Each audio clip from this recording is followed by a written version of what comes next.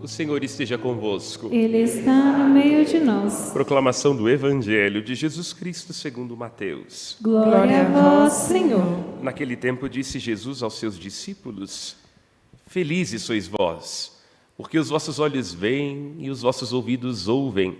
Em verdade vos digo, muitos profetas e justos desejaram ver o que vedes e não viram. Desejaram ouvir o que ouvis e não ouviram. Palavra da salvação. Glória a vós, Senhor. Pelas palavras do Santo Evangelho, sejam perdoados os nossos pecados. Amém. A tônica da voz está um pouco diferente, porque me encontro fanho. Sou muito sensível às mudanças de temperatura. Por isso, essa impostação vocal não é pedantismo nem recurso oratório, mas é porque senão vocês não vão entender nada do que eu estou falando. Hoje é dia de celebrarmos os nossos avós. Saudade infinita, não é? Dos tempos de infância. No coração, no colo dos nossos avós, na sua cozinha, cabem as nossas melhores lembranças. Eu costumo dizer que só tem uma coisa melhor do que ser avô e avó, que é ter avô e avó. Por isso começo destacando a minha profunda gratidão, de modo especial numa lembrança muito saudosa dos meus avós, que constituem parte daquilo que eu sou. Dos meus avós recebi inclusive um nome. Meu avô queria que eu me chamasse José. Aí meu pai disse, não, José não, vai se chamar Samuel. Mas Fidelis e Donatos, como o Senhor, eu deixo que fique. Então, sou grato profundamente a eles. Celebramos os avós porque hoje é dia de São Joaquim e Santana.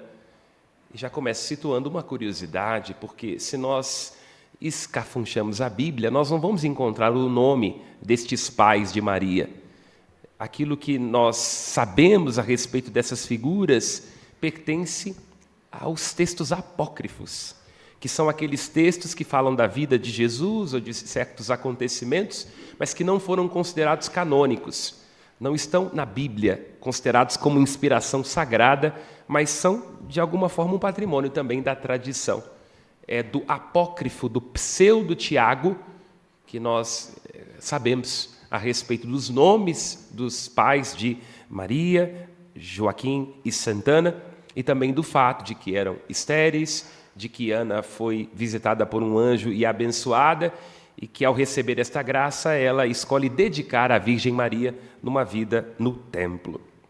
E aqui é preciso situar, faz parte da tradição judaico-cristã essa consideração com os antepassados e com os ancestrais. Se nós observamos bem, a primeira vocação concedida a Abraão e a Sara é aquela que dá nome a Deus.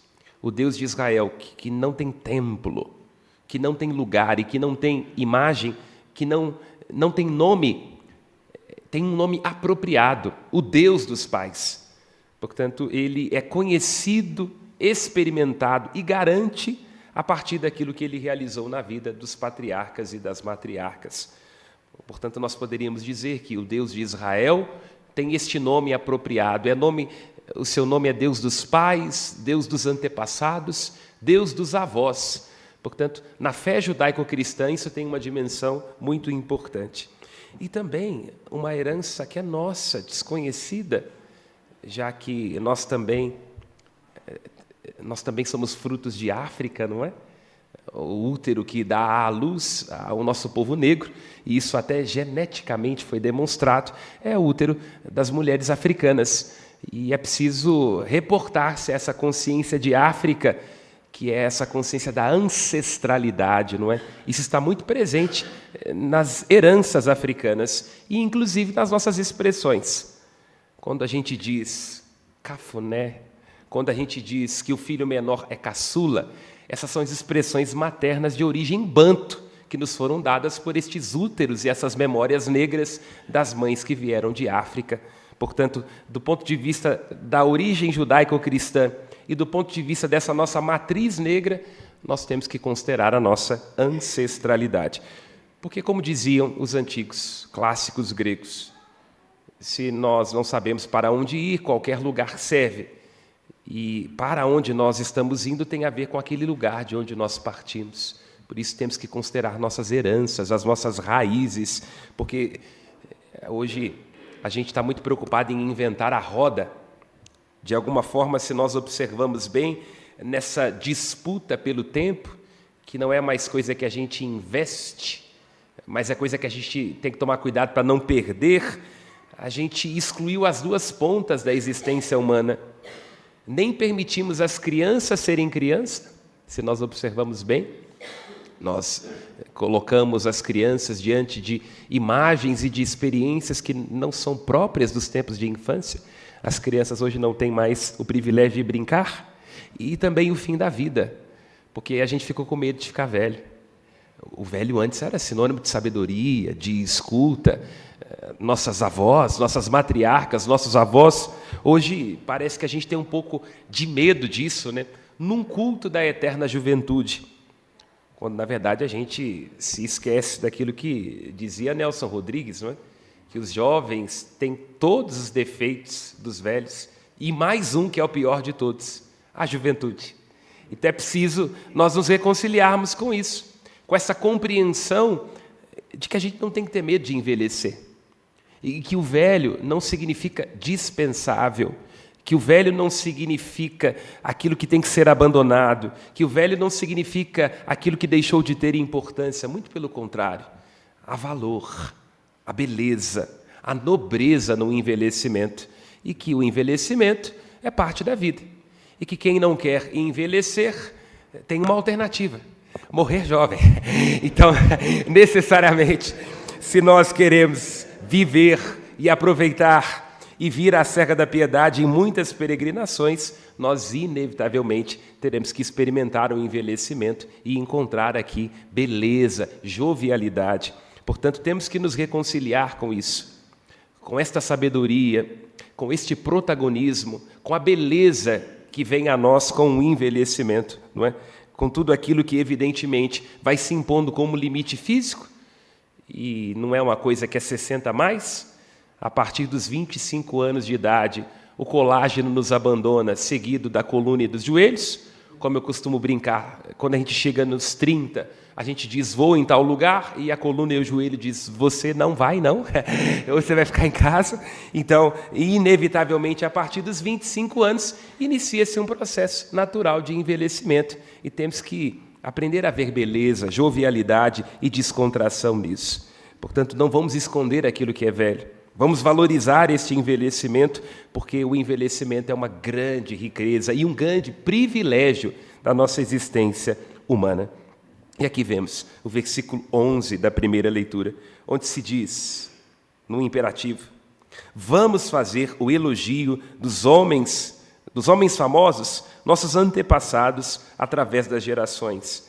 Essa palavra elogio ela é muito interessante, não é? É uma palavra que vem do grego. Eu quer dizer bom, não é? Logio, o dizer bem. Vamos dizer bem dos nossos antepassados. E aqui é preciso que a gente compreenda que a gente tem que olhar para os nossos antepassados, para aqueles que nos precederam, com um bem dizer e não com um mal dizer.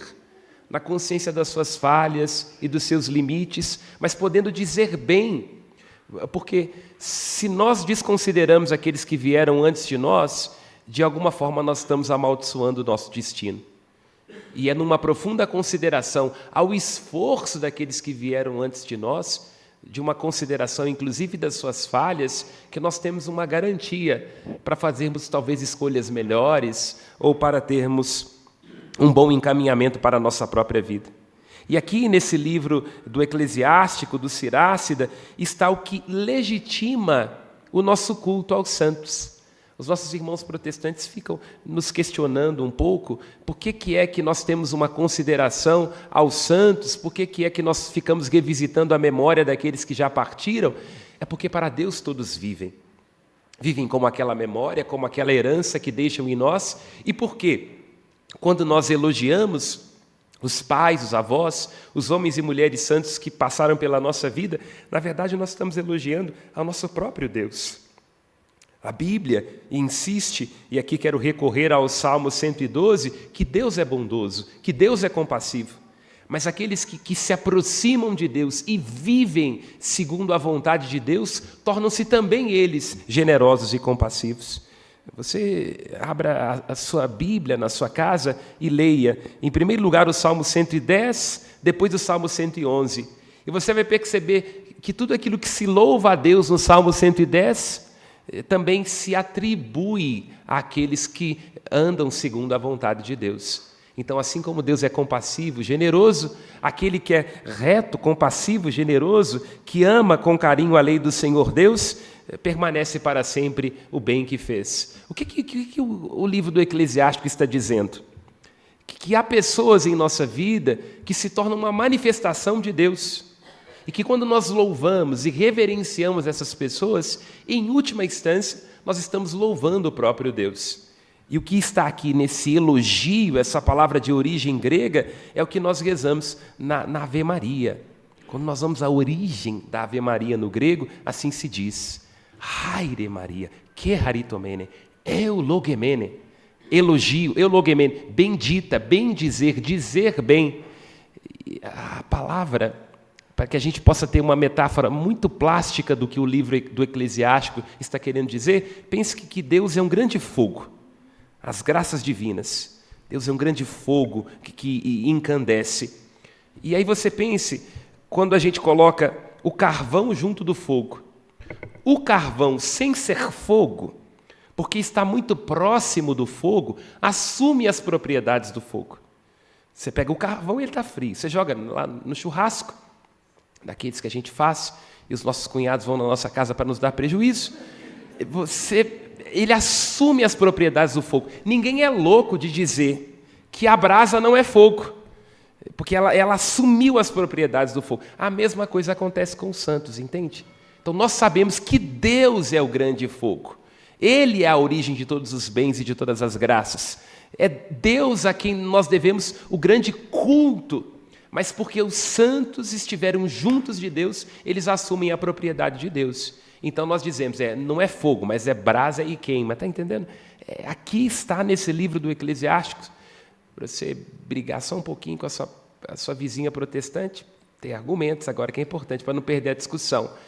Aqui está. O que nós fazemos quando elogiamos os santos é elogiar aquele que é a origem da graça dos santos. Deus é o fogo, os santos são a brasa que se deixaram encandecer. Por isso o livro do Eclesiástico diz, é preciso elogiar estes homens famosos, estes homens e mulheres, não é? De geração em geração, homens de misericórdia, ou seja, homens que compreenderam aquele que é o segredo mais íntimo do coração de Deus, deixaram-se habitar pelas dores dos outros, foram compassivos, preocupando não apenas consigo mesmos, mas sendo generosos, que é o que fica, não é? Eu vou deixar uma herança para os meus filhos, para os meus netos. Você vai deixar confusão. Como eu costumo dizer, herança é aquilo que os mortos deixam para os vivos se matarem.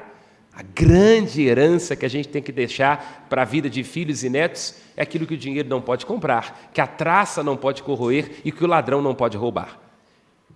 O que é compassivo, a generosidade, os seus valores, a fé, que é o grande tesouro da nossa vida.